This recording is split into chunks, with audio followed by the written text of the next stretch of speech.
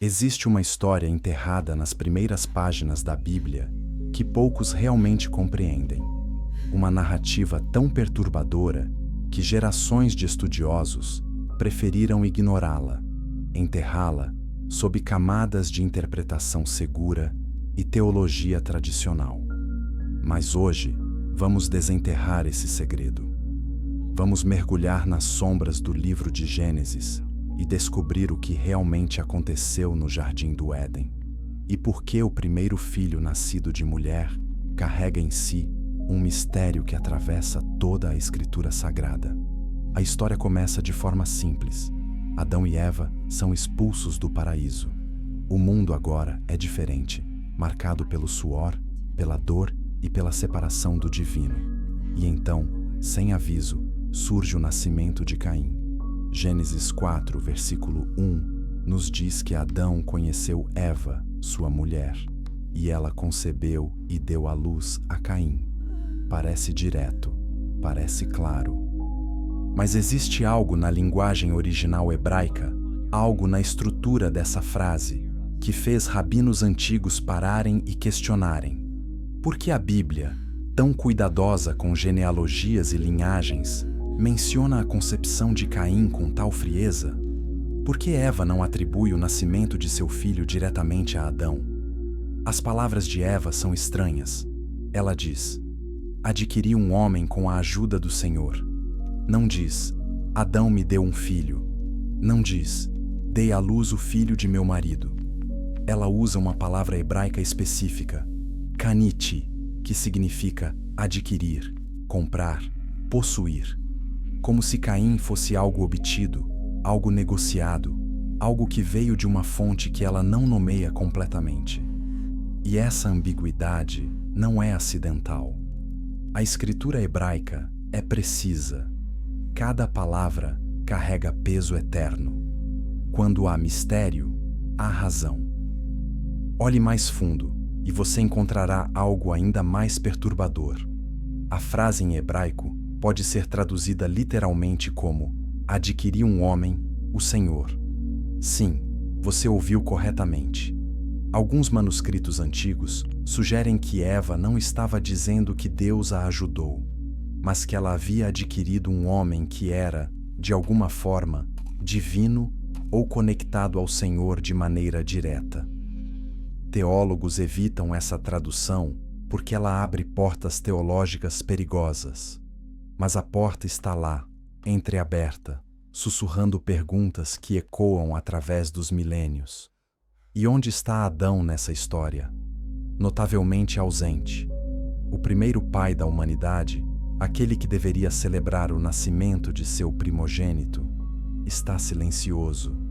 Não fala, não se emociona, não aparece como pai.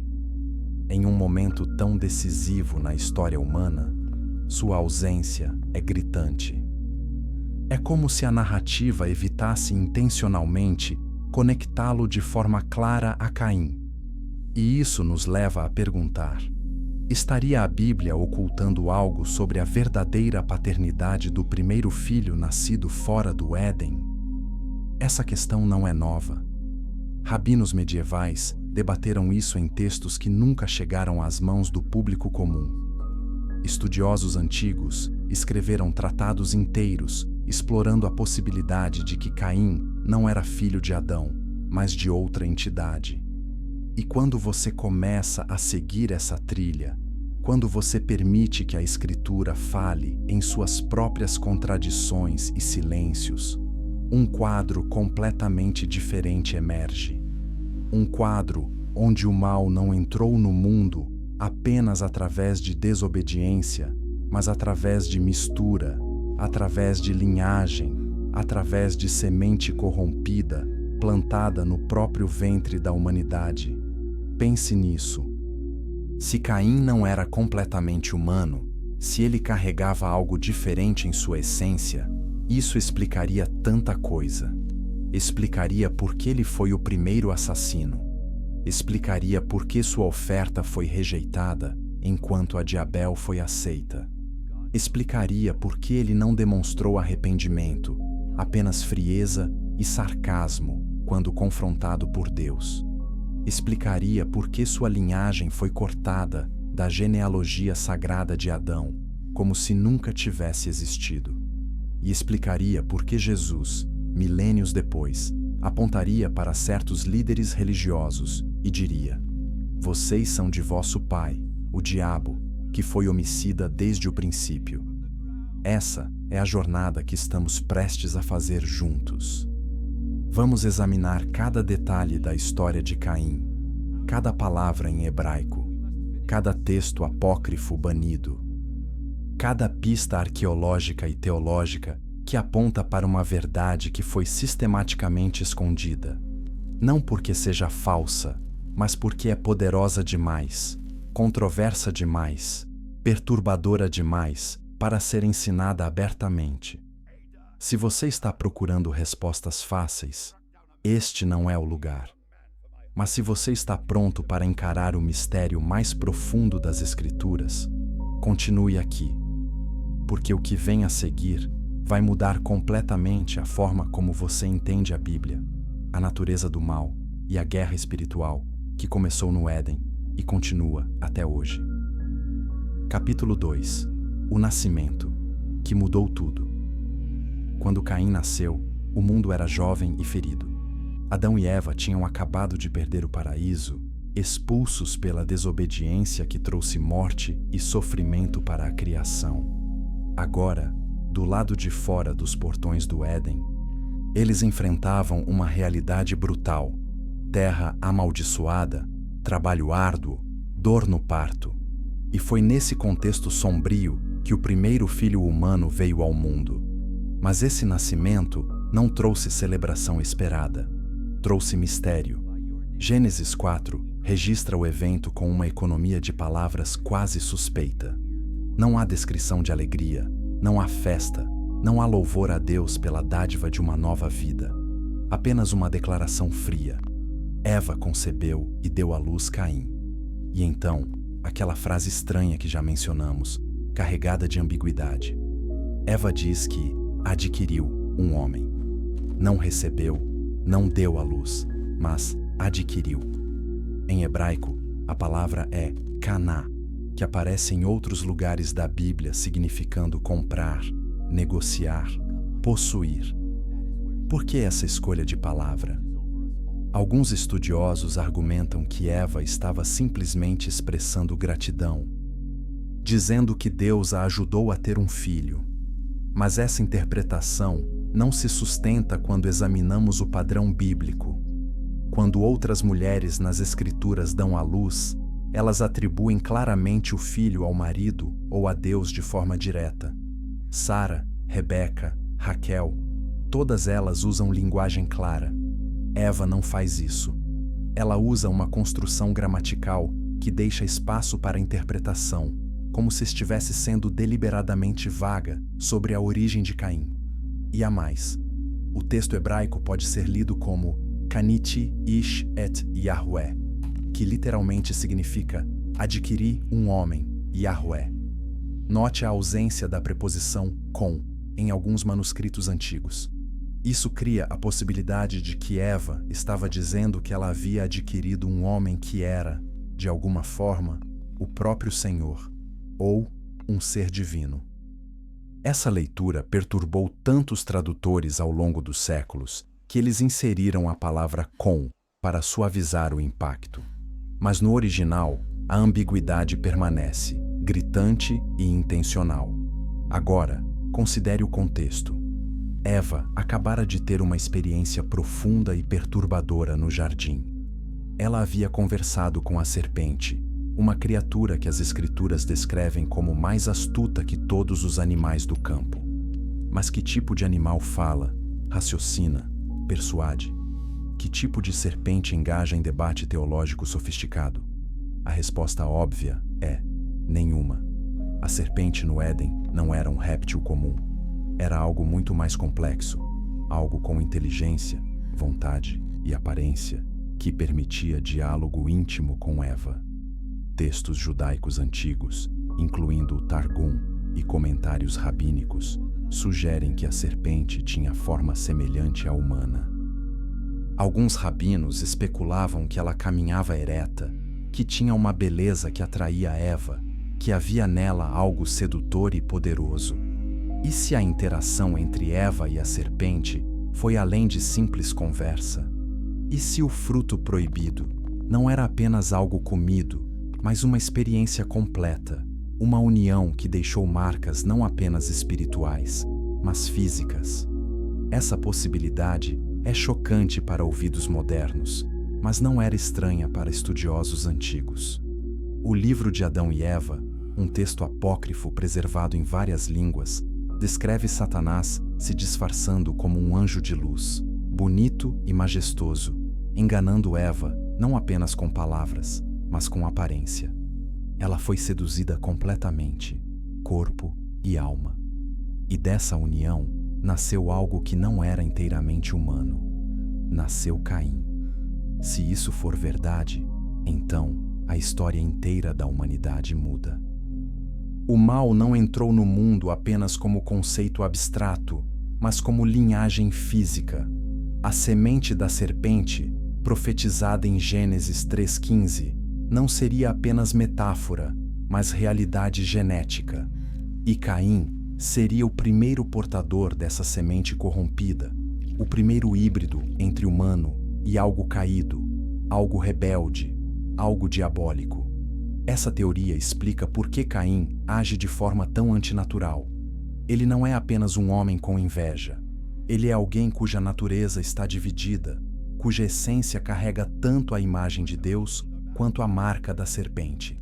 E essa dualidade o torna incapaz de verdadeira adoração, incapaz de arrependimento, incapaz de conexão com o divino. Ele oferece sacrifício sem coração, mata sem remorso, responde a Deus com sarcasmo. Não é comportamento humano normal. É comportamento de algo que não pertence completamente à raça de Adão. Se você está se perguntando se essa interpretação é apenas fantasia, considere isto. Jesus Cristo, o Filho de Deus encarnado, validou essa ideia quando chamou certos fariseus de filhos do diabo em João 8. Ele não estava falando metaforicamente. Ele estava traçando uma linhagem espiritual e possivelmente física que remontava a Caim. A guerra entre as duas sementes, iniciada no Éden, continuava nos dias de Jesus. E continua hoje, invisível, mas real, moldando a história humana de formas que poucos percebem. Gostou dessa revelação? Então deixe seu like agora para que mais pessoas possam descobrir essas verdades ocultas. E inscreva-se no canal, porque o que vem a seguir é ainda mais perturbador. Capítulo 3. A serpente, que falava como homem. Durante séculos, a Igreja ensinou que a serpente no Éden era simplesmente um animal usado por Satanás como fantoche. Mas essa interpretação ignora detalhes cruciais do texto bíblico. Gênesis 3:1 nos diz que a serpente era mais astuta que todos os animais do campo que o Senhor Deus tinha feito. Note a comparação. A serpente é incluída entre os animais, mas é destacada como superior em inteligência. Isso sugere que ela tinha uma natureza única, algo entre animal e outra coisa.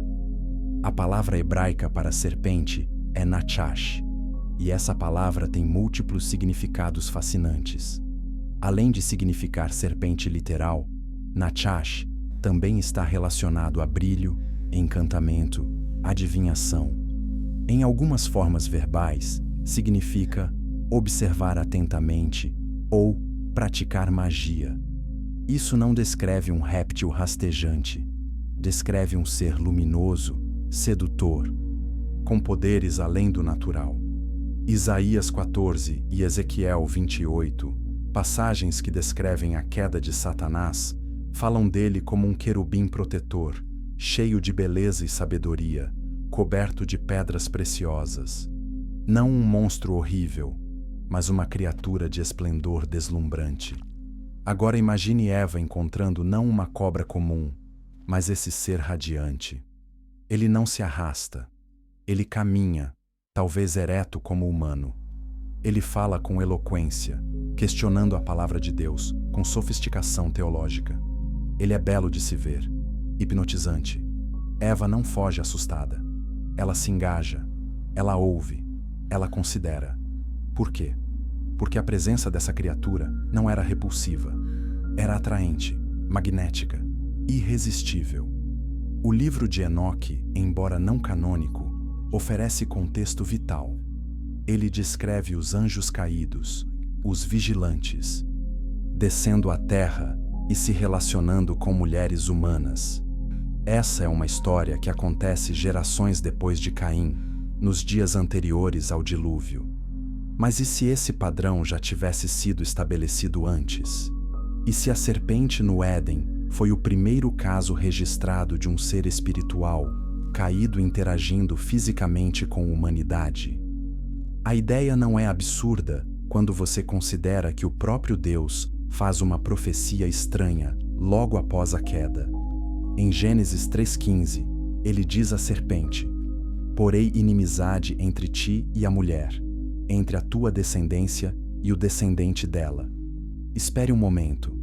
Descendência da serpente? Desde quando serpentes têm descendência espiritual ou profética? A menos que Deus esteja falando de algo muito mais profundo que um animal. Ele está falando de uma linhagem, uma semente, uma herança que a serpente deixaria na humanidade. A palavra hebraica para descendência aqui é zera, a mesma palavra usada para descrever a descendência de Abraão, de Davi, de todas as linhagens humanas importantes na Bíblia. Não é metáfora. É terminologia genealógica. Deus está dizendo que haverá duas linhas de descendência na humanidade. Uma vinda da mulher, que levará ao Messias, e outra vinda da serpente, que se oporá a Deus através da história. Se a serpente tem descendência física, então ela teve que plantar essa semente de alguma forma. E o único momento em que isso poderia ter acontecido, de acordo com o cronograma do Gênesis, foi durante o encontro no jardim. O fruto proibido não era apenas uma maçã pendurada em uma árvore. Era a experiência completa, uma violação não apenas de ordem moral, mas de ordem natural. Era a mistura do divino caído com o humano recém-criado. Textos apócrifos, como o Apocalipse de Adão e o livro da Caverna dos Tesouros, vão ainda mais longe. Eles descrevem explicitamente Satanás enganando Eva através de sedução física, disfarçado como anjo. Esses textos foram banidos da Bíblia, rotulados como heréticos. Mas por quê? Será que eram completamente falsos? Ou será que continham verdades que a igreja institucional achou perigoso preservar? A evidência circunstancial apoia a interpretação literal. Considere a maldição que Deus coloca sobre a serpente. Sobre teu ventre andarás, e pó comerás todos os dias da tua vida. Isso implica que antes da maldição, a serpente não se arrastava no ventre. Ela tinha outra forma de locomoção, talvez ereta, talvez semelhante à humana. A maldição a transformou no réptil que conhecemos hoje. Mas no Éden, antes do pecado, ela era algo completamente diferente. E a promessa de inimizade entre as duas sementes não é apenas espiritual. Ao longo da Bíblia, vemos conflito físico entre linhagens. Caim mata Abel. A linhagem de Sete é preservada enquanto a de Caim é esquecida. Os Nefilim, filhos de anjos caídos, corrompem a terra e são destruídos no dilúvio. Israel é instruído a exterminar completamente certas nações cananitas. Por quê? Porque elas carregavam algo, uma contaminação que não podia coexistir com o plano de Deus. Essa não é apenas história antiga, é fundação para entender toda a narrativa bíblica. A guerra entre luz e trevas, entre filhos de Deus e filhos do maligno, entre trigo e joio, tudo remonta ao Éden e ao nascimento de Caim. E quando você entende isso, a Bíblia inteira se reorganiza diante dos seus olhos. Você percebe que não está lendo apenas código moral ou história tribal. Você está lendo registro de guerra cósmica travada através de linhagens humanas, onde sangue e espírito se misturam de formas que desafiam compreensão superficial. Então, quem era a serpente realmente? Não apenas animal, não apenas Satanás abstrato, mas um ser caído que tomou forma atraente, que enganou Eva completamente e que deixou semente corrompida no coração da humanidade. Essa semente se manifestou primeiro em Caim e, como veremos, nunca desapareceu completamente. Capítulo 4. O fruto proibido e seu verdadeiro significado. Todos conhecem a história. Adão e Eva comem o fruto proibido, percebem que estão nus e são expulsos do Éden. Simples, direto, ensinado em escolas dominicais ao redor do mundo. Mas essa simplicidade esconde complexidade que a maioria nunca explora. O que exatamente era o fruto proibido? Por que comer dele trouxe não apenas conhecimento, mas vergonha sexual imediata? E por que a Bíblia nunca especifica que tipo de fruto era? A árvore é chamada de árvore do conhecimento do bem e do mal. Não árvore da maçã, não árvore da desobediência, mas árvore do conhecimento. E o conhecimento que Adão e Eva ganharam foi específico. Gênesis 3:7 diz: abriram-se os olhos de ambos e perceberam que estavam nus. A primeira consequência de comer o fruto foi consciência sexual. Eles imediatamente cobriram suas partes íntimas. Porque essa seria a primeira reação se o pecado fosse apenas desobediência dietética. Em hebraico, a palavra conhecer é yada, e ela tem significado duplo crucial. Sim, significa saber intelectualmente, mas também significa conhecer intimamente, sexualmente. Gênesis 4:1 diz: Adão conheceu Eva, sua mulher, e ela concebeu. Claramente, conhecer aqui é eufemismo para a relação sexual. Então, quando a árvore é chamada de árvore do conhecimento, existe possibilidade de que o conhecimento adquirido fosse experiência sexual proibida, não apenas informação mental. Rabinos antigos debateram isso intensamente. Alguns argumentavam que o fruto era metáfora para ato sexual realizado fora da ordem divina estabelecida. Eva não apenas comeu algo, ela experimentou algo com a serpente, algo que violou a santidade da união que Deus havia ordenado apenas entre ela e Adão.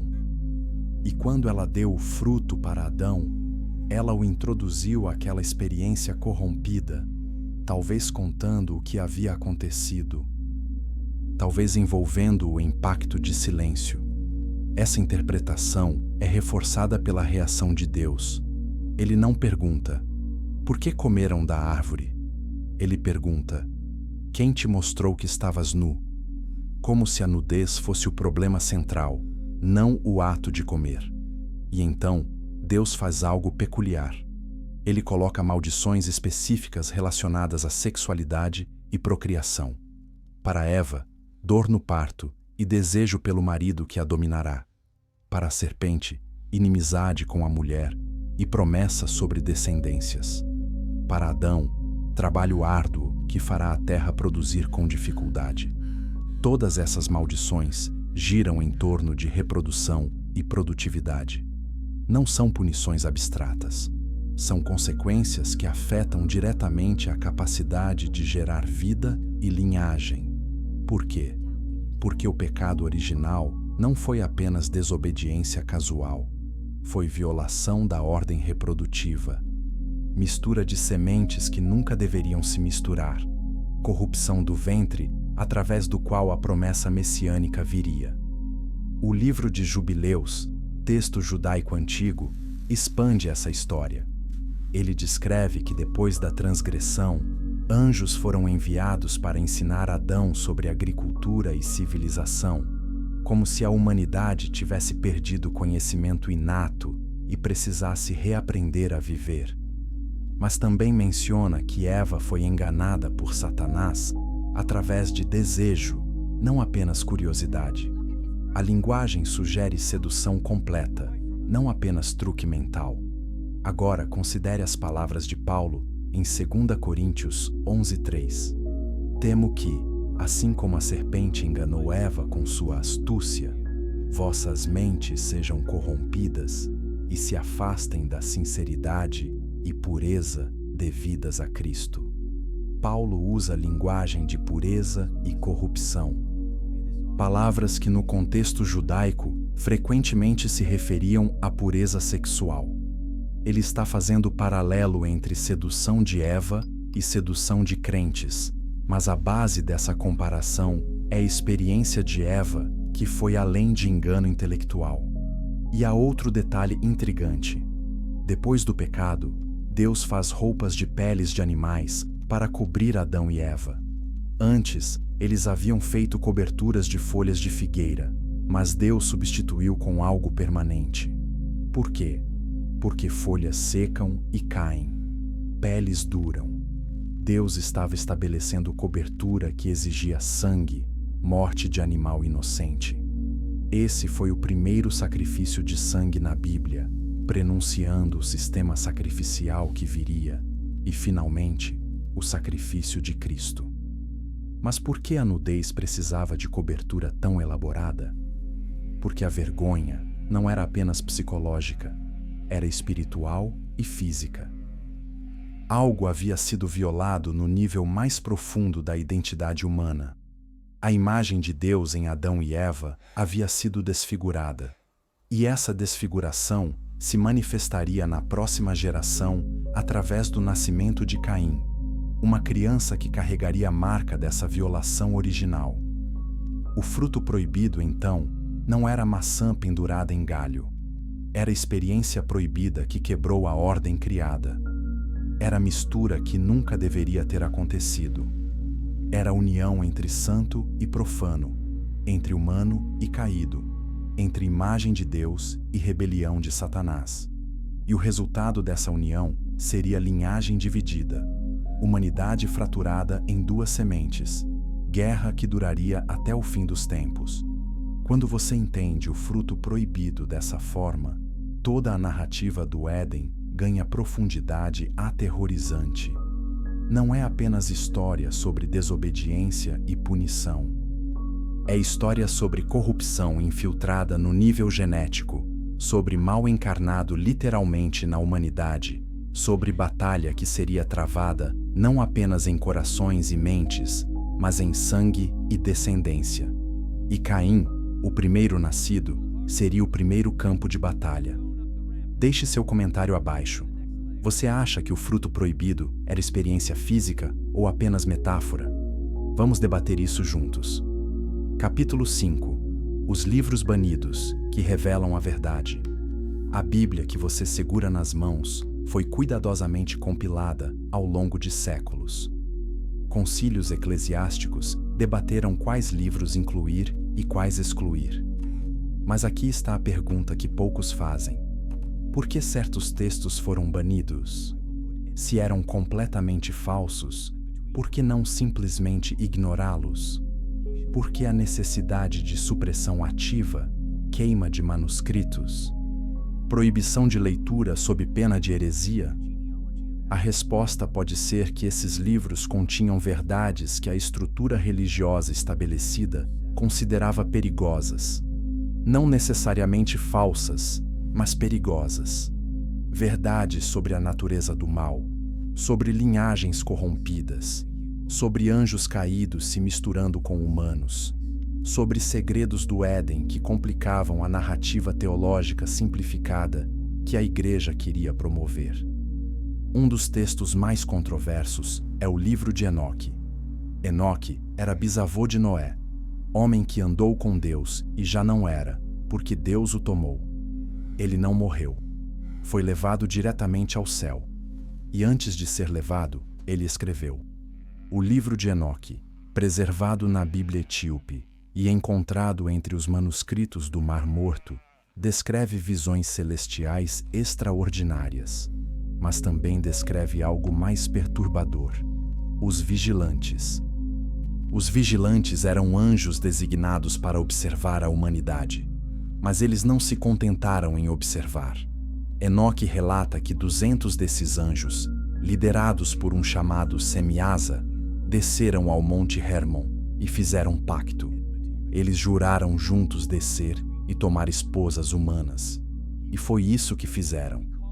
Gênesis 6:4 confirma parte dessa história. Naqueles dias havia gigantes na terra, e também depois, quando os filhos de Deus se uniram às filhas dos homens, e elas lhes deram filhos. Estes foram os valentes que houve na antiguidade, os homens de fama. Filhos de Deus é termo usado no Antigo Testamento para anjos. Jó 1:6 e Jó 2:1 usam exatamente essa expressão quando descrevem anjos se apresentando diante de Deus. Então, Gênesis 6 está descrevendo anjos se relacionando com mulheres humanas e gerando descendência híbrida, os Nefilim. Essas criaturas eram gigantes, violentos, que encheram a terra de corrupção. E foi por causa deles que Deus enviou o dilúvio, para limpar a criação dessa poluição genética e espiritual. Mas o livro de Enoque adiciona detalhes ausentes em Gênesis. Ele nomeia os líderes dos anjos caídos, descreve o que eles ensinaram à humanidade: feitiçaria, fabricação de armas, cosméticos, astrologia. Ele descreve os Nefilim como canibais que consumiram toda a comida e então começaram a comer humanos. Descreve Deus enviando os arcanjos para prender esses anjos caídos em lugares de escuridão até o dia do julgamento. E, crucialmente, o livro estabelece que essa rebelião angélica não começou com os vigilantes. Ela remonta a Lúcifer, o querubim que se rebelou antes da criação da humanidade. Agora, conecte isso com Caim.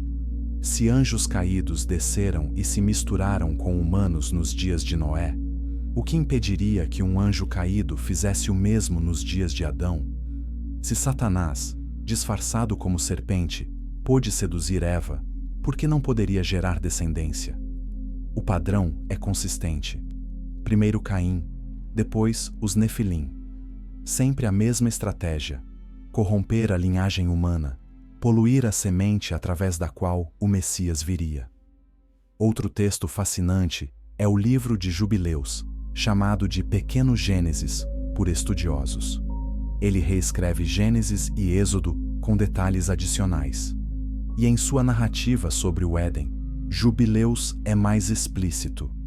Ele descreve Satanás como tendo ciúme de Adão, porque Adão foi criado à imagem de Deus e recebeu domínio sobre a criação.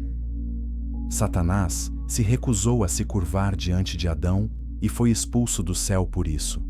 Então, ele desceu ao Éden, não apenas para tentar a humanidade, mas para destruí-la ativamente através de corrupção. Jubileus também menciona que depois da queda, demônios foram soltos na terra para tentar e corromper os descendentes de Adão. Esses demônios eram espíritos dos Nefilim mortos, ainda ativos e malignos. A cosmologia apresentada é de guerra espiritual em múltiplas camadas. Não apenas batalha abstrata entre bem e mal, mas conflito real envolvendo seres espirituais, humanos corrompidos e linhagens híbridas. O Apocalipse de Moisés e o livro de Adão e Eva, ambos textos apócrifos, descrevem Eva confessando a Adão que a serpente a enganou completamente e que ela temia que Caim não fosse filho de Adão, mas resultado de sua transgressão com o enganador. Adão, no texto, aceita Caim mesmo assim, mas sempre assombra sobre a paternidade da criança. Esses textos foram preservados em comunidades cristãs orientais por séculos antes de serem redescobertos por estudiosos modernos. Por que esses livros foram banidos? A resposta oficial é que eles continham doutrinas que contradiziam o cânon estabelecido. Mas a resposta mais profunda pode ser que eles revelavam verdades que complicavam demais a mensagem que a igreja institucional queria transmitir. É mais fácil ensinar que o mal é resultado de escolha humana do que explicar que o mal pode ser hereditário, genético, plantado por forças sobrenaturais. É mais fácil dizer que todos os humanos são igualmente capazes de salvação do que sugerir que existem sementes diferentes crescendo no campo da humanidade. Mas Jesus ensinou exatamente isso na parábola do trigo e do joio. Ele disse que o inimigo plantou joio no campo enquanto os homens dormiam. E quando os servos perguntaram se deveriam arrancar o joio, o mestre disse: "Não, deixem crescer juntos até a colheita." Por quê? Porque a colheita revelará qual é qual. A separação final mostrará quem pertence à semente da mulher e quem pertence à semente da serpente. Os livros banidos não contradizem a Bíblia. Eles a expandem, a iluminam, a explicam. E quando você os lê com discernimento, percebe que a história bíblica é muito mais vasta, mais complexa e mais aterrorizante do que você jamais imaginou. Caim não é apenas homem mau. Ele é manifestação de algo que entrou na criação através de violação, algo que tem tentado dominar a humanidade desde o princípio. Se inscreva no canal agora para não perder a próxima revelação. O que vem a seguir vai mostrar como a linhagem de Caim se espalhou e por que ela foi apagada dos registros oficiais. Capítulo 6. Caim, o primeiro filho ou algo mais. Caim cresceu ao lado de Abel, seu irmão mais novo. A Bíblia não nos dá muitos detalhes sobre a infância deles, mas nos dá o suficiente para perceber que eram completamente diferentes. Abel se tornou pastor de ovelhas. Caim se tornou agricultor, trabalhando a terra amaldiçoada. E quando chegou o tempo de oferecer sacrifício a Deus, a diferença entre eles se tornou gritante e fatal. Abel trouxe as primícias do seu rebanho, os primogênitos e a gordura deles. A Bíblia diz que Deus olhou com agrado para Abel e sua oferta. Caim trouxe do fruto da terra. Não diz primícias, não diz o melhor, apenas fruto da terra. E Deus não olhou com agrado para Caim e sua oferta. Por quê? O que estava errado com a oferta de Caim? Hebreus 11:4 nos dá pista. Pela fé, Abel ofereceu a Deus sacrifício superior ao de Caim. Fé. Abel ofereceu com fé, com coração voltado para Deus, com reconhecimento de que estava dando algo valioso. Caim ofereceu por obrigação, sem coração, sem fé. Ele cumpriu um ritual, mas não houve adoração verdadeira. E Deus, que vê o coração, rejeitou não apenas a oferta, mas a atitude por trás dela. Mas há algo mais profundo. O sacrifício de Abel envolvia sangue.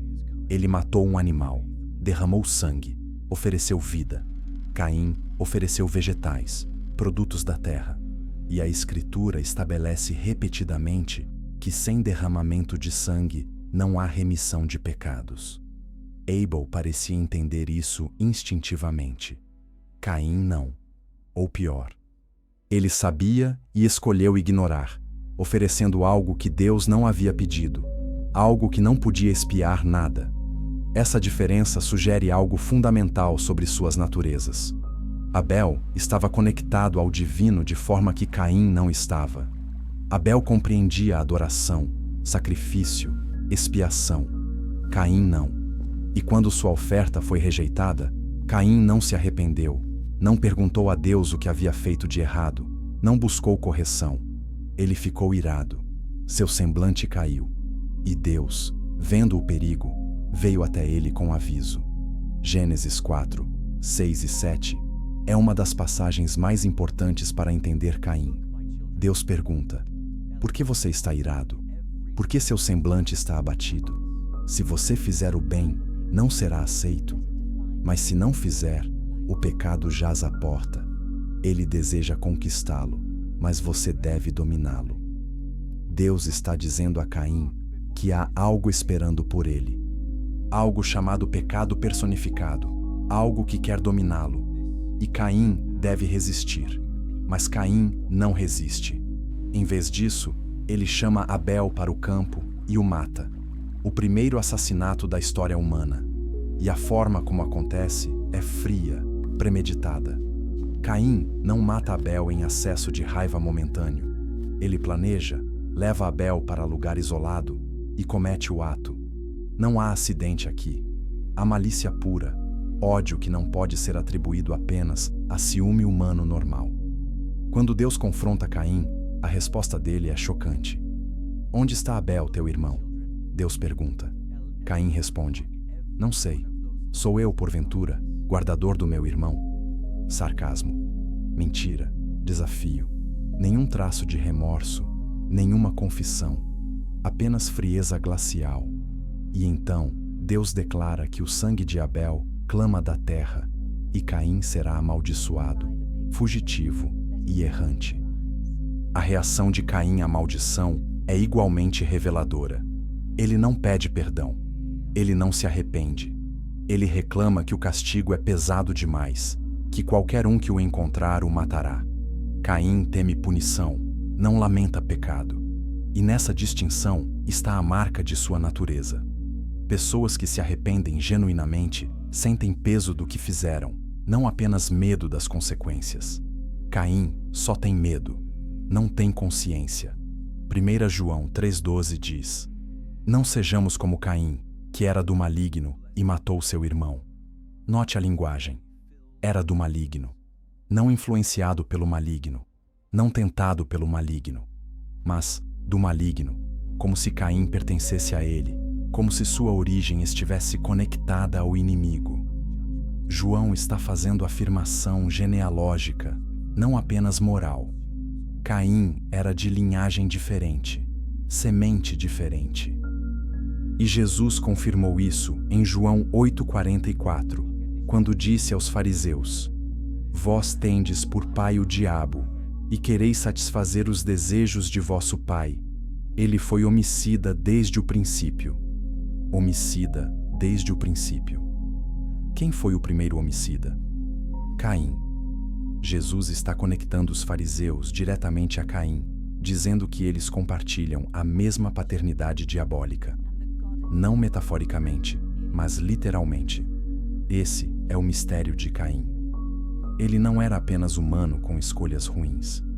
Ele era algo híbrido, algo que carregava a semente da serpente, algo que nunca poderia ser totalmente redimido, porque sua própria essência estava dividida. E essa natureza se manifestou em violência, frieza e rejeição do divino. Ele era o primeiro de uma linhagem que se oporia a Deus através de toda a história humana. E a tragédia é que Abel, o justo, foi morto por ele. O primeiro mártir, o primeiro profeta, morto pela semente da serpente. Jesus mencionou isso em Mateus 23:35, dizendo que sobre os fariseus cairia todo o sangue justo derramado na terra, desde o sangue de Abel até o sangue de Zacarias. Abel foi o começo de uma lista longa de justos mortos pela semente rebelde. Compartilhe este vídeo com alguém que precisa entender essa verdade profunda sobre as origens do mal. Capítulo 7. A marca misteriosa de proteção. Depois de matar Abel, Caim recebe sentença de Deus. Ele será fugitivo e errante na terra. A terra não lhe dará sua força. Ele viverá atormentado. E então, Caim diz algo que revela muito sobre o mundo naquele tempo. Ele diz: qualquer que me encontrar, me matará. Espere, quem mais existe no mundo nesse ponto? Adão, Eva e agora Caim. Abel está morto. Quem são essas pessoas que Caim teme? A resposta óbvia é que Adão e Eva tiveram outros filhos. Gênesis 5:4 diz que depois do nascimento de Sete, Adão viveu 800 anos e teve filhos e filhas. Então, havia uma população crescente de humanos na Terra, irmãos e irmãs de Caim, sobrinhos e sobrinhas. E Caim temia que eles o matassem por vingança ao sangue de Abel. Isso faz sentido humano. Vingança de sangue era prática comum em culturas antigas. Mas o que Deus faz a seguir é surpreendente. Em vez de permitir que justiça humana siga seu curso, Deus coloca uma marca em Caim. Gênesis 4,15 diz: O Senhor, porém, lhe pôs um sinal, para que não o ferisse de morte quem quer que o encontrasse. Uma marca de proteção. Deus, que acabou de amaldiçoar Caim, agora o protege. Por quê? A marca é mistério que tem intrigado estudiosos por milênios. A Bíblia não descreve o que era. Não diz se era marca física visível, como tatuagem ou cicatriz, ou se era algo espiritual, uma aura ou presença que impedia que outros se aproximassem com intenção violenta. Tradições judaicas sugerem várias possibilidades. Alguns rabinos disseram que era a letra do nome de Deus gravada na testa de Caim. Outros disseram que Deus fez um chifre crescer na cabeça de Caim. Outros ainda disseram que a marca era lepra ou palidez extrema, que tornava Caim reconhecível de longe. Mas há interpretação mais profunda. A marca pode não ter sido algo adicionado a Caim, mas algo revelado nele. Se Caim carregava a semente da serpente, se ele era híbrido espiritual, então sua própria natureza era a marca. Deus simplesmente tornou isso visível de alguma forma para o mundo espiritual e físico. A marca era aviso. Este pertence a mim, mesmo em sua rebelião. Não toquem nele. Por que Deus faria isso? Uma resposta é soberania. Deus estava demonstrando que até o rebelde está sob seu controle. Caim não seria morto por humanos porque Deus tinha propósito diferente para ele. Ele seria exemplo vivo de maldição, errante que carregaria o peso de seu pecado por toda a vida. Sua existência seria testemunho da justiça e misericórdia de Deus simultaneamente. Mas há razão mais sombria. Se Caim era portador da semente da serpente, então Deus estava preservando essa linhagem por razão que só seria revelada mais tarde. Ao longo da Bíblia, vemos Deus permitindo que o mal exista, não porque Ele aprova, mas porque Ele o usa para propósitos maiores. O faraó foi levantado para que o poder de Deus fosse demonstrado. Judas traiu Jesus para que a profecia se cumprisse. Satanás é permitido agir dentro de limites para testar os fiéis. Da mesma forma, Caim foi preservado não como bênção, mas como instrumento. Sua linhagem se espalharia, e essa linhagem seria oposição constante à semente da mulher. A guerra profetizada em Gênesis 3,15 precisava de dois lados. Não pode haver guerra com apenas um exército. Caim e seus descendentes seriam o outro exército, a semente da serpente manifestada na humanidade. A marca também tinha função prática. Ela impedia que a linhagem de Caim fosse extinta prematuramente. Se ele fosse morto imediatamente, não haveria descendência, não haveria desenvolvimento da civilização ímpia que ele fundaria.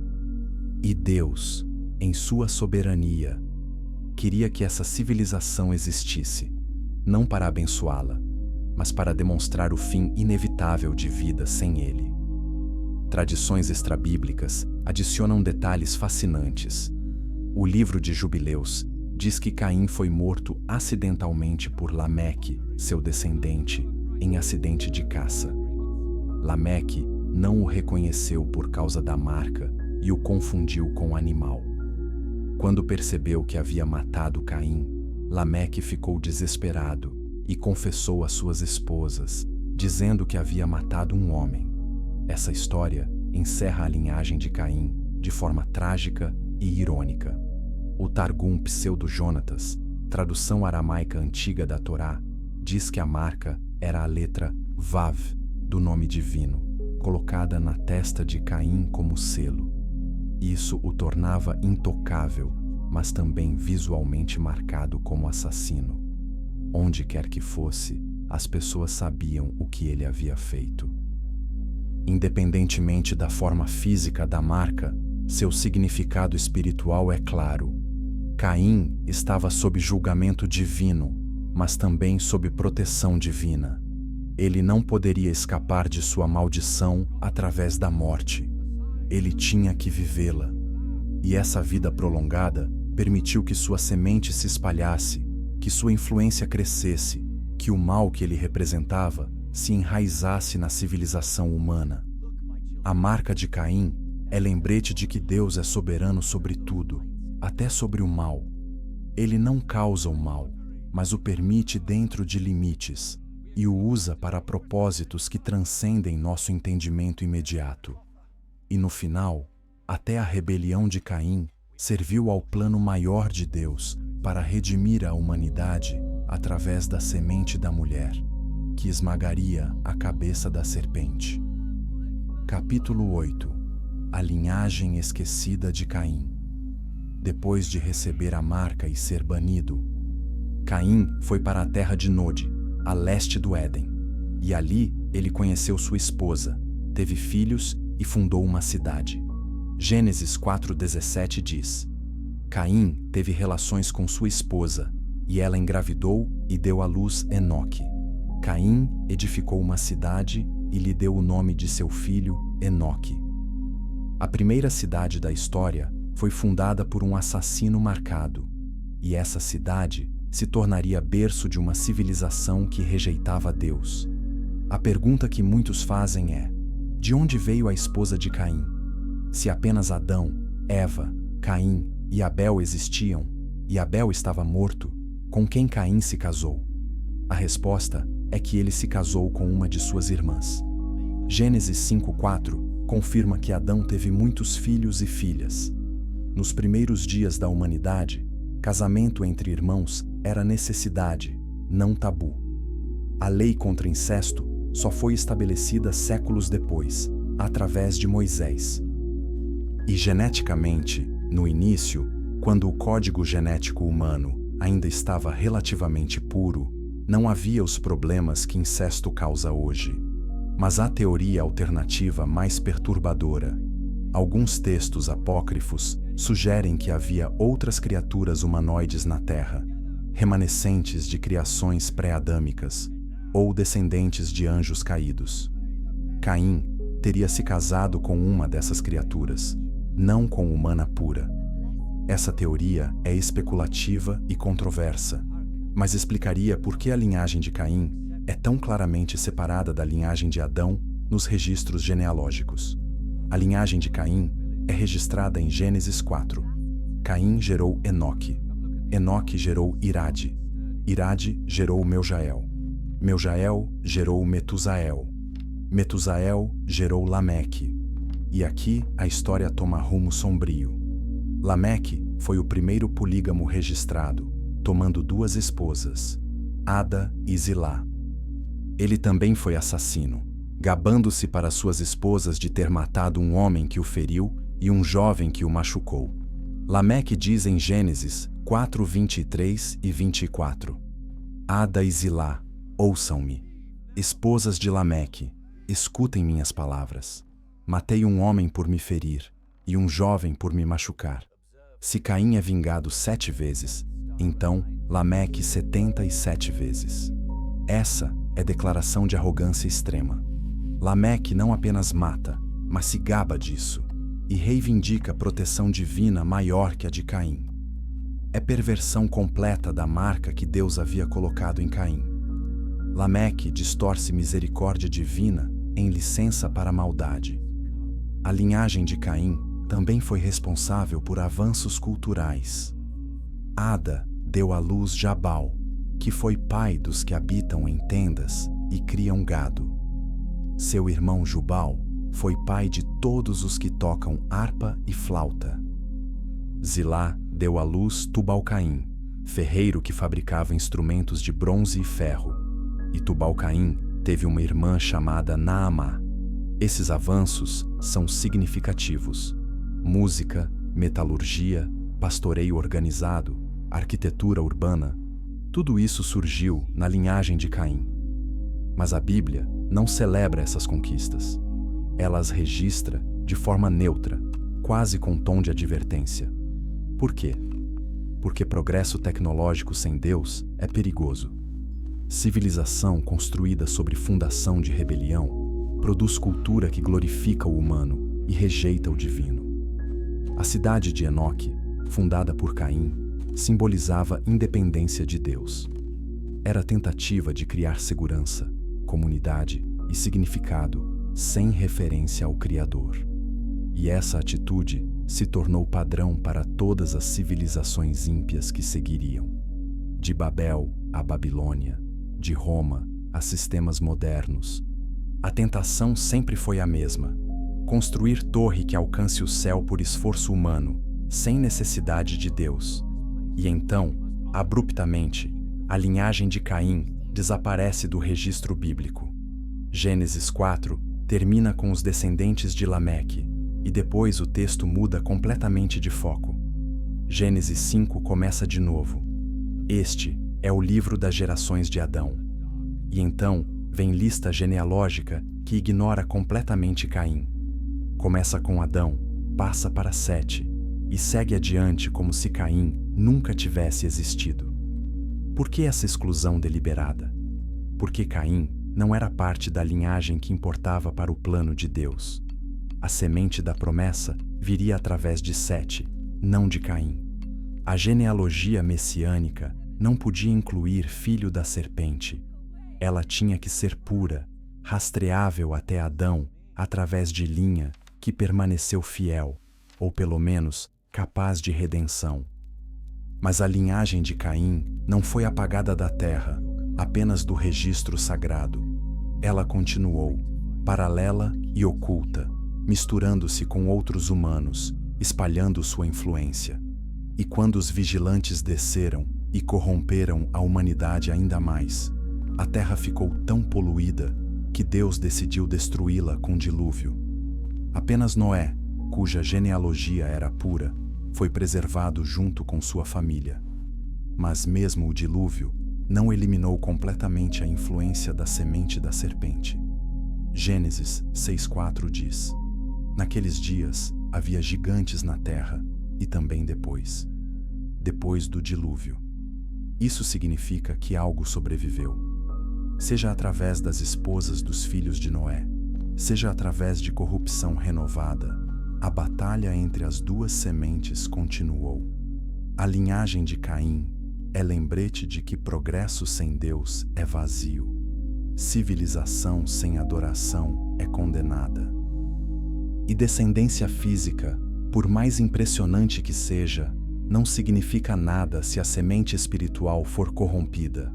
O que importa não é quantas cidades você constrói, quantas invenções você cria, quantas músicas você compõe. O que importa é de qual semente você descende e a qual pai você serve. Capítulo 9. Jesus e a acusação chocante.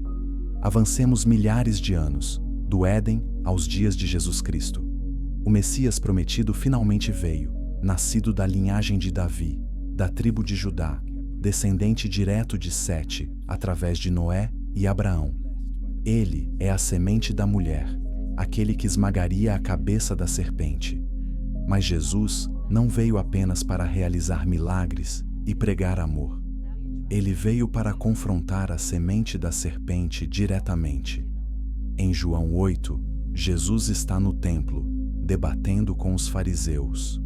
Esses eram os líderes religiosos de Israel. Homens que estudavam a Torá meticulosamente, que jejuavam, oravam e mantinham todas as tradições. Por fora, eram justos, mas Jesus via além da aparência. Ele via a natureza espiritual deles, e o que ele disse foi devastador. João 8:44. Vós tendes por pai o diabo, e quereis satisfazer os desejos de vosso pai. Ele foi homicida desde o princípio, e não se firmou na verdade, porque não há verdade nele. Quando ele profere mentira, fala do que lhe é próprio, porque é mentiroso e pai da mentira. Jesus não está sendo metafórico aqui. Ele está fazendo acusação genealógica. Está dizendo que esses homens descendem, espiritual e possivelmente fisicamente, do diabo, homicida desde o princípio. Quem foi homicida desde o princípio? Satanás inspirou o primeiro assassinato. E quem cometeu o primeiro assassinato? Caim. Jesus está conectando os fariseus diretamente a Caim, e através de Caim, a serpente.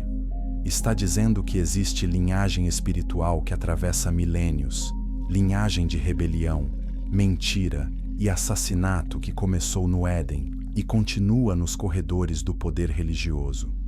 Os fariseus ficaram furiosos. Eles responderam: não temos nós razão em dizer que és samaritano e tens demônio?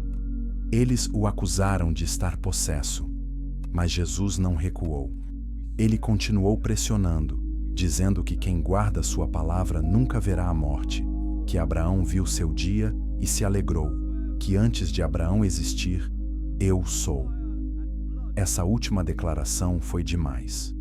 Os fariseus pegaram pedras para apedrejá-lo por blasfêmia. Mas por que essa reação tão violenta? Porque Jesus havia tocado em verdade que eles não podiam tolerar. Ele havia exposto que nem todos os descendentes de Abraão eram verdadeiros filhos de Abraão. Paulo desenvolveria esse tema em Romanos 9, explicando que nem todos os de Israel são Israel, que os filhos da carne não são filhos de Deus, mas os filhos da promessa são. Existe distinção entre descendência física e descendência espiritual. E Jesus levou isso adiante. Ele não estava apenas dizendo que os fariseus eram espiritualmente perdidos. Estava dizendo que eles pertenciam a outra família completamente, a família do inimigo. Que suas ações, suas motivações, sua natureza essencial eram diabólicas. E a prova disso seria revelada em breve, quando esses mesmos líderes conspirariam para matar o Filho de Deus. Em João 8,37, Jesus diz: sei que sois descendência de Abraão, contudo, procurais matar-me, porque a minha palavra não encontra lugar em vós. Eles eram descendentes físicos de Abraão, mas espiritualmente eram filhos de outro pai. E a evidência era que eles queriam matar Jesus, exatamente como Caim havia matado Abel. O espírito homicida da serpente estava neles. Mais tarde, em Mateus 23, Jesus pronuncia séries de ais sobre os escribas e fariseus. Ele os chama de hipócritas, guias cegos, sepulcros caiados, serpentes, raça de víboras. E então, diz algo profundo em Mateus 23:35. Para que sobre vós caia todo o sangue justo derramado sobre a terra, desde o sangue de Abel, o justo, até o sangue de Zacarias, filho de Baraquias, que assassinastes entre o santuário e o altar. Jesus está dizendo que sobre esses homens cairá a responsabilidade por todo o sangue justo derramado na história. E ele começa com Abel. Por quê? Porque Abel foi o primeiro mártir, o primeiro justo morto pela semente da serpente. E essa mesma semente, agora manifestada nos fariseus, estava prestes a matar o próprio Filho de Deus. O padrão era consistente através dos milênios. Essa acusação de Jesus não é popular em círculos teológicos modernos. É politicamente incorreta, divisiva, perturbadora, mas está na Escritura, em palavras do próprio Cristo, e não pode ser ignorada sem comprometer o entendimento completo da narrativa bíblica. Existe guerra entre duas sementes, e essa guerra é tanto espiritual quanto, possivelmente, genética. O apóstolo João confirma isso em sua primeira epístola. 1 João 3,10 diz: nisto são manifestos os filhos de Deus e os filhos do diabo. Quem não pratica justiça não procede de Deus, nem aquele que não ama a seu irmão. E então, versículo 12. Não devemos ser como Caim, que era do maligno e assassinou seu irmão. João estabelece duas famílias claras, filhos de Deus e filhos do diabo, e Caim pertence à segunda. Essa teologia é chocante, mas bíblica, e ela explicaria tantas coisas. Explicaria por que alguns aceitam o evangelho imediatamente, enquanto outros rejeitam até a morte. Explicaria por que há pessoas que parecem incapazes de arrependimento genuíno.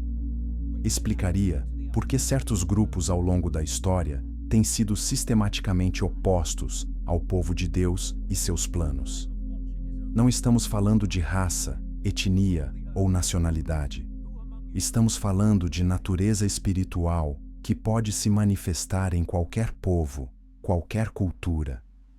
A semente da serpente não é limitada a grupo étnico. É condição espiritual que pode estar presente em qualquer lugar onde a rebelião contra Deus se manifesta de forma radical e persistente.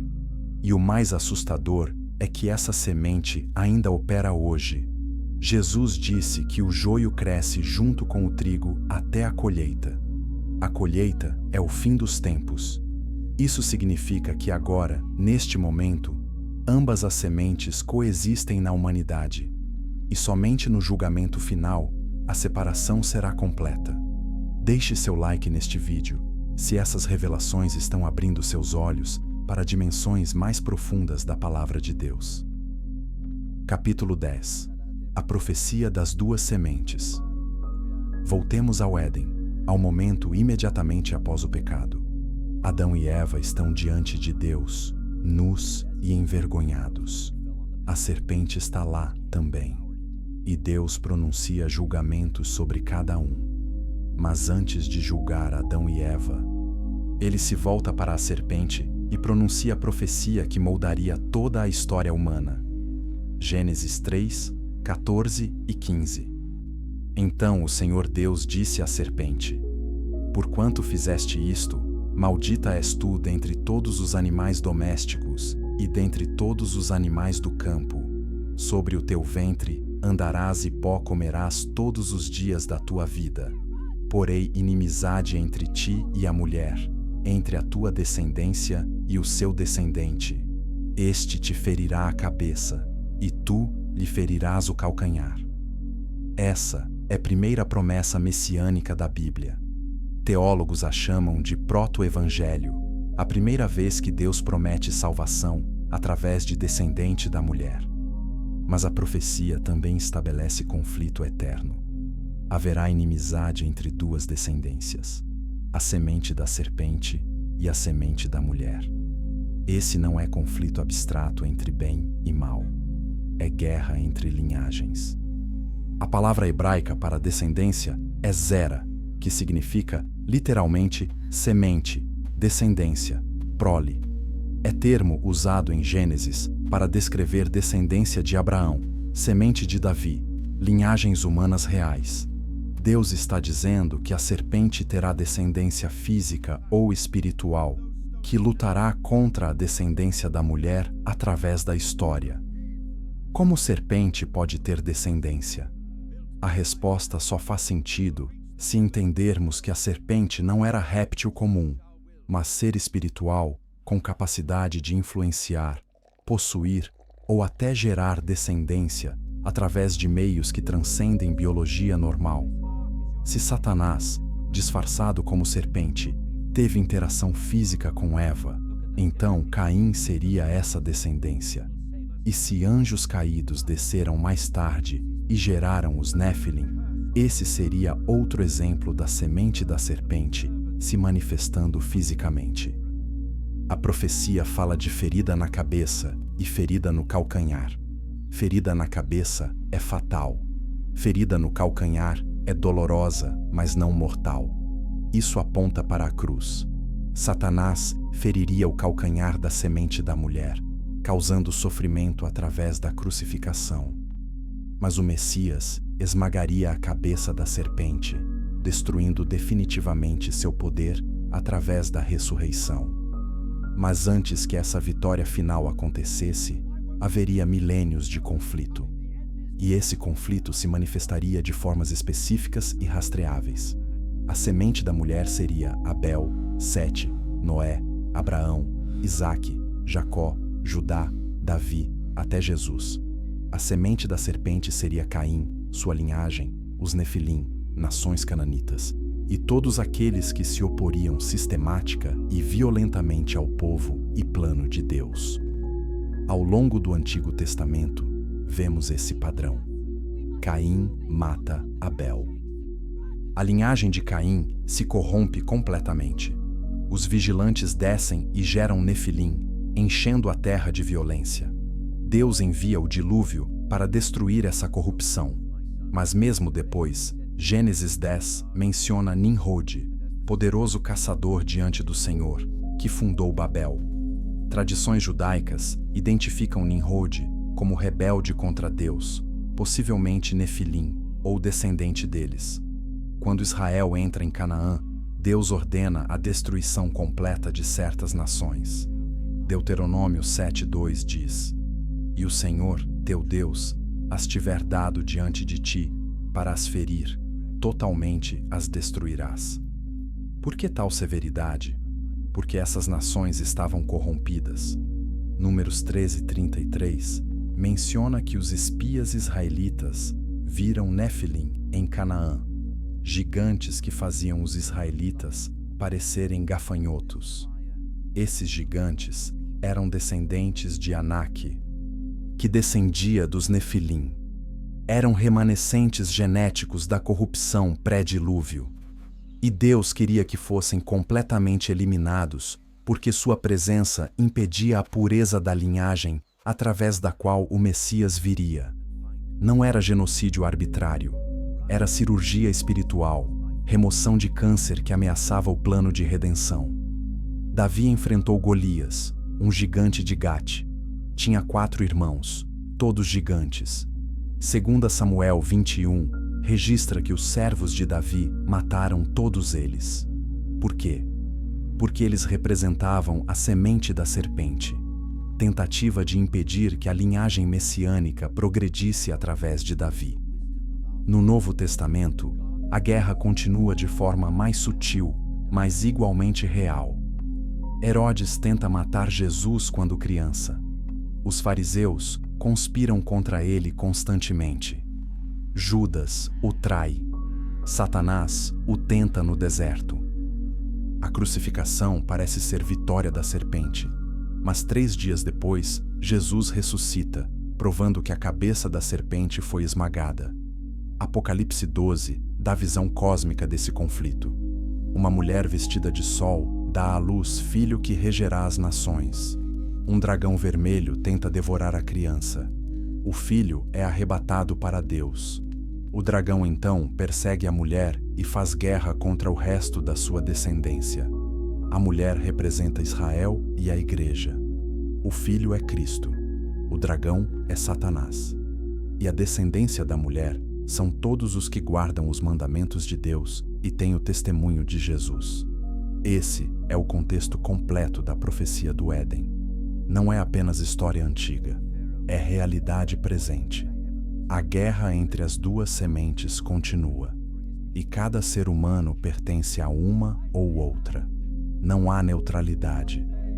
Jesus disse em Mateus 12:30, "Quem não é por mim é contra mim, e quem comigo não ajunta esparrama." A pergunta para cada pessoa é: de qual semente você descende? Não fisicamente, mas espiritualmente. Você nasceu de novo da semente incorruptível da Palavra de Deus, como Pedro diz em 1 Pedro 1:23? Ou você permanece na semente da serpente, filho da ira, como Paulo descreve em Efésios 2:3? A boa notícia é que a semente da serpente pode ser vencida. João 3:7 diz: "Quem pratica o pecado procede do diabo, porque o diabo vive pecando desde o princípio. Para isto se manifestou o Filho de Deus, para destruir as obras do diabo." Jesus veio para libertar cativos, para transferir pessoas do reino das trevas para o reino da luz. E quando alguém nasce de novo, recebe nova natureza, nova semente, nova identidade. Torna-se filho de Deus, não mais filho da serpente. Essa é a esperança do Evangelho. Não importa onde você começou, importa onde você termina. E através de Cristo, qualquer um pode ser transferido da linhagem maldita para a linhagem abençoada, da semente da serpente para a semente da mulher. Mas essa transferência exige reconhecimento, arrependimento e fé. Sem isso, a natureza antiga permanece. Capítulo 11. Os Nefilim e a corrupção humana. A história das duas sementes não termina com Caim. Ela escala dramaticamente nos capítulos seguintes do Gênesis. Gênesis 6, 1 a 4 é uma das passagens mais misteriosas e perturbadoras da Bíblia. Leia com atenção. Quando os homens começaram a multiplicar-se na terra e lhes nasceram filhas, os filhos de Deus viram que as filhas dos homens eram bonitas e escolheram para si aquelas que lhes agradaram. Então, disse o Senhor: meu espírito não contenderá para sempre com o ser humano, pois ele é mortal. Seus dias serão 120 anos. Naqueles dias havia nefilins na terra, e também posteriormente, quando os filhos de Deus possuíram as filhas dos homens, e elas lhes deram filhos. Esses nefilins eram os heróis do passado, homens famosos, filhos de Deus. Em hebraico, Bene Elohim. Esse termo aparece em apenas alguns lugares no Antigo Testamento e sempre se refere a seres angelicais. Jó 1:6 e Jó 2:1 descrevem os filhos de Deus se apresentando diante do Senhor, e Satanás está entre eles. Claramente, não são humanos, são anjos.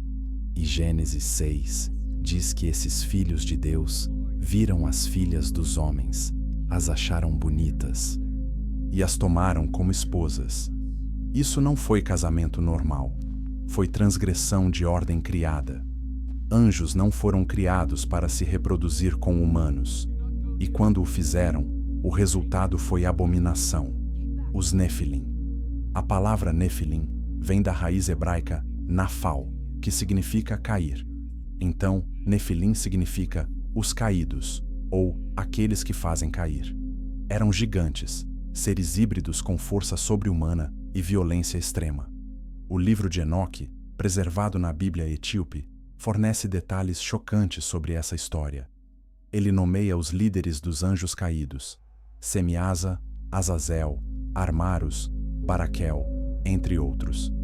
200 deles desceram ao Monte Hermon e fizeram juramento conjunto de cometer o ato proibido.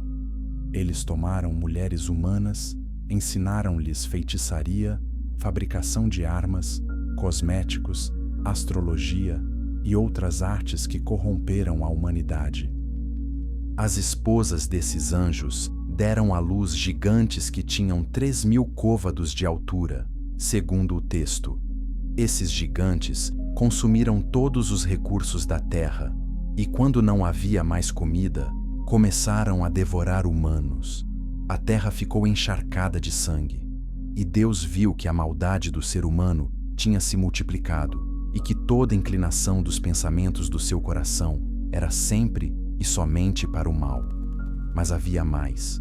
Gênesis 6:5 ao 8 é crucial. Deus decide destruir a humanidade com dilúvio, mas Noé encontra graça aos olhos do Senhor. Gênesis 6:9 diz algo específico. Noé era homem justo e íntegro entre o povo da sua época. Ele andava com Deus. E então, Gênesis 6, versículo 9, na tradução literal hebraica diz: Noé era perfeito em suas gerações. A palavra hebraica é tamim, que significa sem defeito, completo, íntegro. Por que especificar que Noé era perfeito em suas gerações? Porque sua linhagem genética não havia sido corrompida pelos Nefilim. Ele era humano puro, descendente direto de Adão através de Sete. sem mistura com anjos caídos. Essa pureza era crucial porque através de Noé, a humanidade seria preservada, e através de sua linhagem, o Messias viria. Se Noé fosse híbrido, o plano de redenção estaria comprometido. O dilúvio não foi apenas punição por maldade moral. Foi limpeza genética e espiritual. Deus estava removendo a corrupção que os Nefilim haviam introduzido. Estava preservando a semente da mulher e destruindo a semente da serpente manifestada naqueles gigantes. Apenas 8 pessoas entraram na arca: Noé, sua esposa, seus 3 filhos e suas esposas. E através deles, a humanidade começou de novo. Mas aqui está o problema.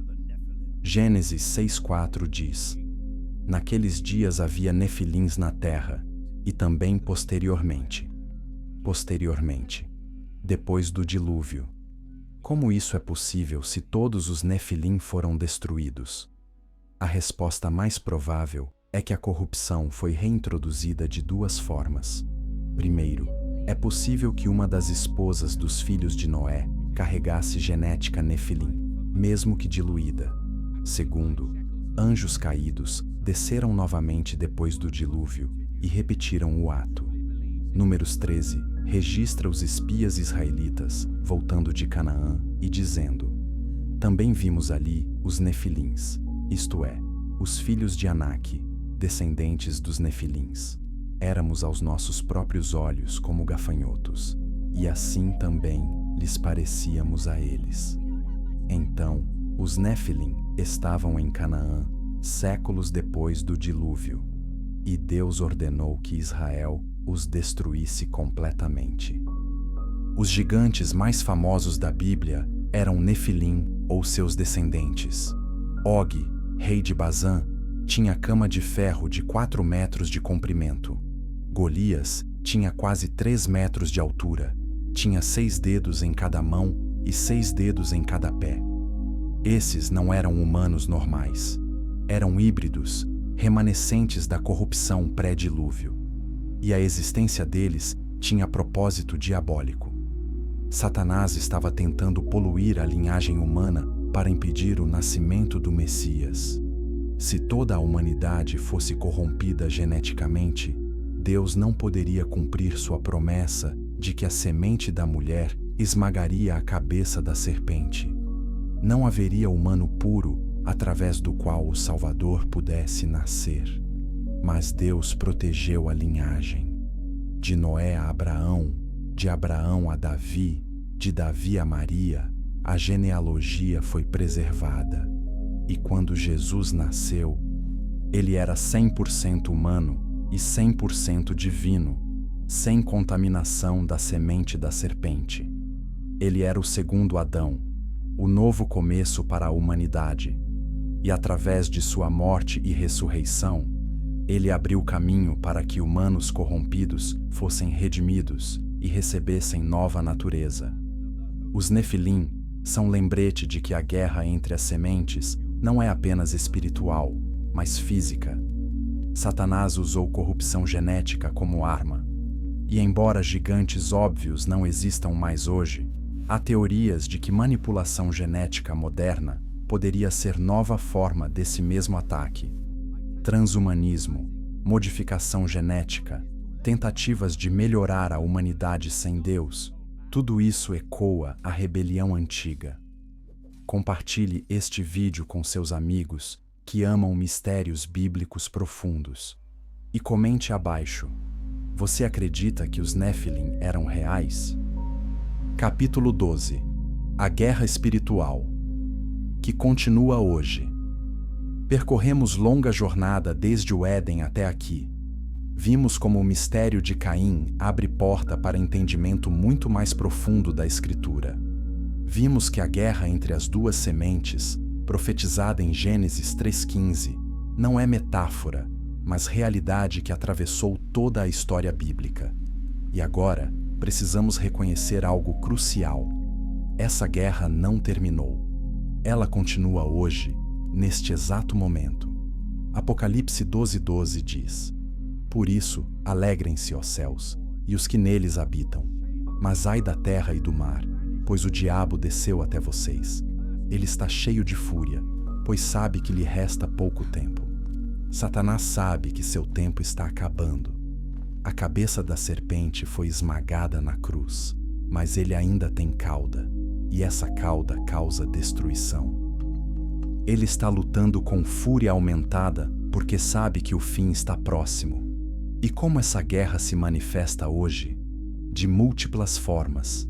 Primeiro, através de sistemas ideológicos que rejeitam Deus e sua palavra. Humanismo secular, materialismo, relativismo moral. Todos esses são expressões modernas da mesma rebelião que começou no Éden. São tentativas de construir civilização sem Deus, exatamente como Caim fez quando fundou sua cidade. Segundo, através de corrupção moral que destrói a família e a sexualidade. A instituição do casamento entre homem e mulher está sob ataque. A identidade de gênero está sendo desconstruída.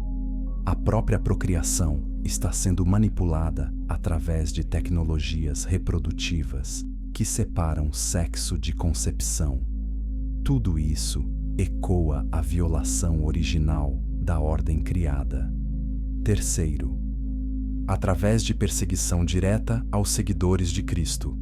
Em muitas partes do mundo, cristãos são presos, torturados e mortos por sua fé. Essa é continuação do padrão de Caim matando Abel. A semente da serpente ainda odeia a semente da mulher e busca destruí-la. Quarto, através de engano religioso. Jesus advertiu em Mateus 24, 4 e 5.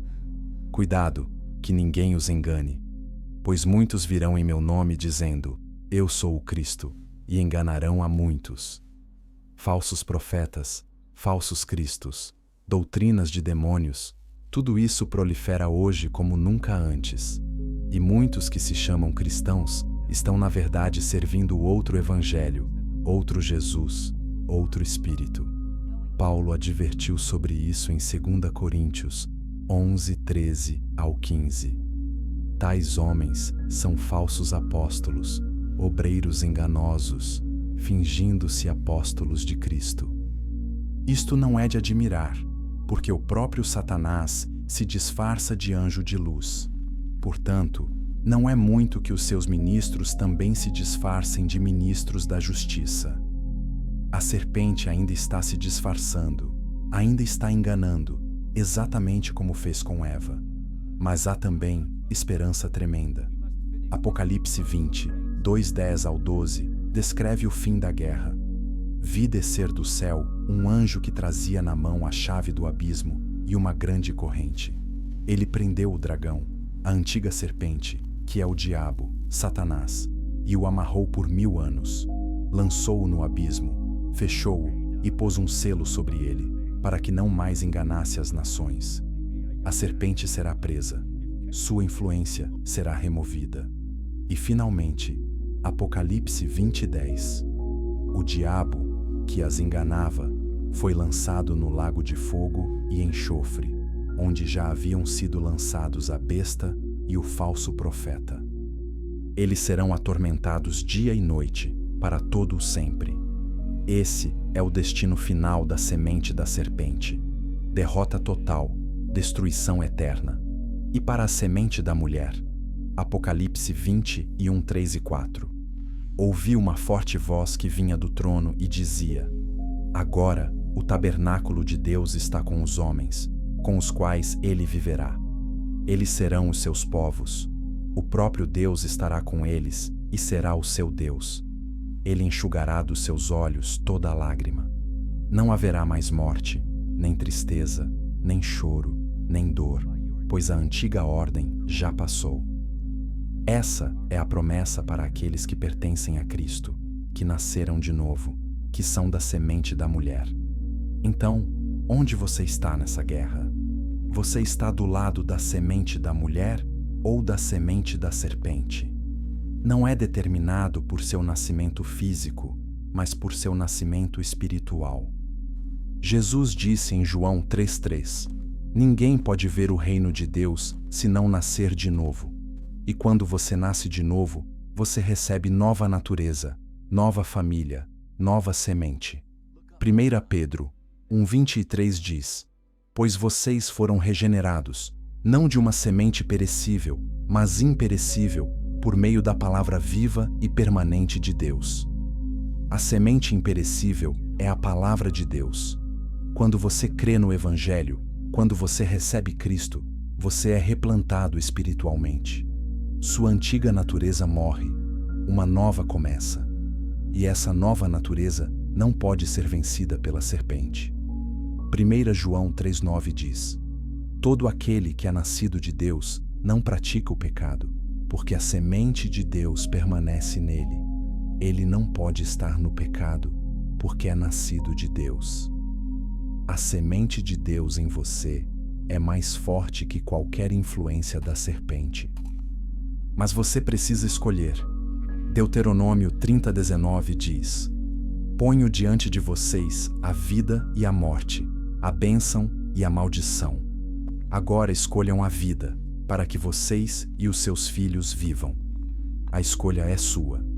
Você pode permanecer na linhagem caída, descendente espiritual de Caim, filho da serpente. Ou você pode ser transferido para o reino do Filho amado de Deus, tornar-se parte da semente da mulher, herdeiro da promessa. O mistério de Caim não é apenas história antiga, é revelação sobre a natureza do mal, a origem do conflito espiritual e a guerra que ainda está sendo travada. Mas é também promessa de vitória. A cabeça da serpente foi esmagada. A semente da mulher triunfou na cruz e no túmulo vazio. E um dia, todo joelho se dobrará e toda língua confessará que Jesus Cristo é o Senhor. Até lá, a guerra continua. Mas você não precisa lutar sozinho. Se você pertence a Cristo, você tem o Espírito Santo habitando em você. Você tem a armadura de Deus disponível. Você tem autoridade no nome de Jesus para resistir ao diabo e fazê-lo fugir. Você é mais que vencedor através daquele que nos amou. E se você ainda não tomou essa decisão, se você ainda está do lado errado dessa guerra, hoje é o dia da salvação. Romanos 10:9 diz: Se você confessar com a sua boca que Jesus é Senhor e crer em seu coração que Deus o ressuscitou dos mortos, será salvo. Não é complicado. É simples, mas profundo. Confesse, creia, seja salvo. A história que começou no Éden com 2 sementes terminará com uma colheita. Mateus 13:30 descreve: Deixem que cresçam juntos até a colheita. Então direi aos encarregados da colheita: Juntem primeiro o joio e amarrem-no em feixes para ser queimado. Depois, juntem o trigo e guardem-no no meu celeiro. A separação está chegando. A colheita se aproxima. Qual semente você carrega? A resposta determina seu destino eterno. Escolha bem. Escolha Cristo. Escolha a vida. E torne-se parte da vitória que já foi conquistada na cruz do Calvário. A semente da mulher esmagou a cabeça da serpente. E se você está nele, você também é vencedor, agora e para sempre. Amém.